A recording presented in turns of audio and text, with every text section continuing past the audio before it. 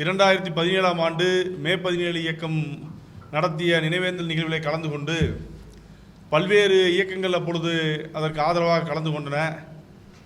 அப்பொழுது எடப்பாடி பழனிசாமி அவர்களின் அரசு பாரதிய ஜனதா அரசின் தூண்டுதலோடு எங்களை எல்லாம் படுகொலை செய்யப்பட்ட மக்களுக்கு மெழுகுபத்தி ஏந்தி நினைவேந்தியதற்காக கைது செய்யப்பட்டு சிறை சென்று 17 பேர் கைதானோம். அதில் நாங்கள் 4 பேரை குண்டர் சட்டத்திலே கைது செய்து 4 மாதங்களுக்கு மேலாக சிறையில் இருந்தோம்.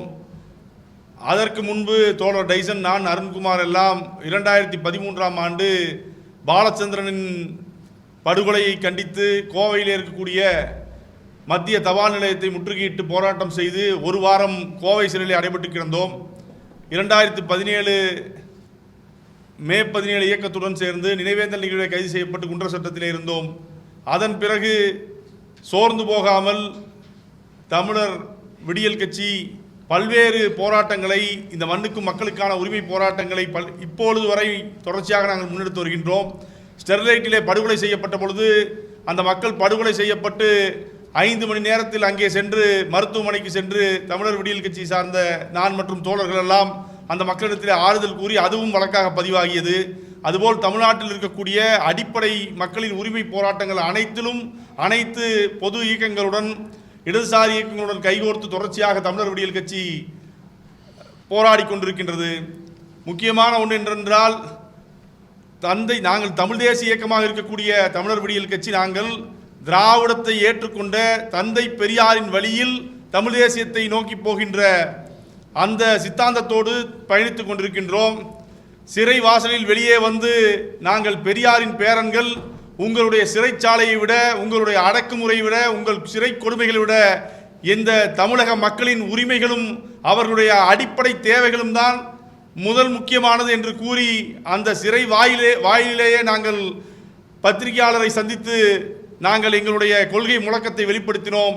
அதன் பிறகு சிறை வாசலில் வந்து தந்தை பெரியாருக்கும் அண்ணல் அம்பேத்கருக்கும் நாங்கள் மாலை போட்டு அதற்கு 3 தேச துரோக வழக்குகள் குண்டர் சட்டத்திலே அடைபட்டு குண்டர் சட்டத்திலிருந்து வெளியே வந்து சிறை வாசலிலிருந்து வீட்டுக்குள் வரும்குள்ளாக 3 தேச துரோக வழக்குகளை எங்கள் தோழர் திருமுருகன் காந்தி மீது, என் மீது, தோழர் டைசன் மீது, அருண்குமார் மீது இந்த எடப்பாடி அரசின் பாரதிய ஜனதா ஏவல் அரசாக இருந்த அப்பொழுது எடப்பாடி அரசு புனைந்தது.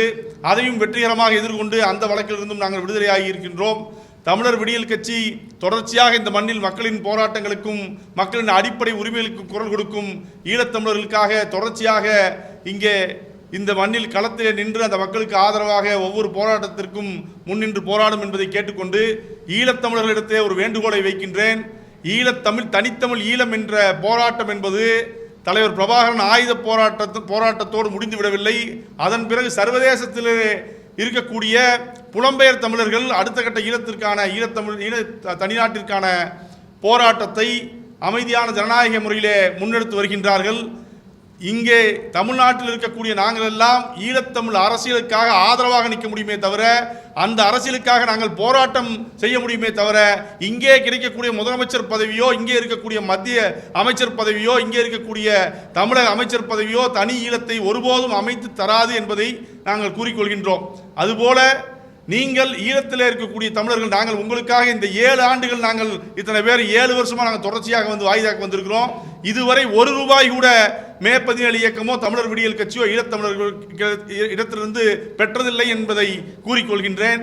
அதுபோல் புலம்பெயர் தமிழர்கள், உங்கள் பணத்தை நீங்கள் செலவு செய்ய வேண்டும் என்றால் அங்கே விடுதலை புலிகளே போராடி போர் செய்து கைபோய் கால்போய் ஊனமாகி அங்கே பல ஆயிரம் விடுதலை புலிகள் அங்கே தமிழீழத்திலே இலங்கையிலே உணவுக்கு வழியில்லாமல் இருக்கின்றார்கள். அவர்களுக்கு கொடுங்கள்.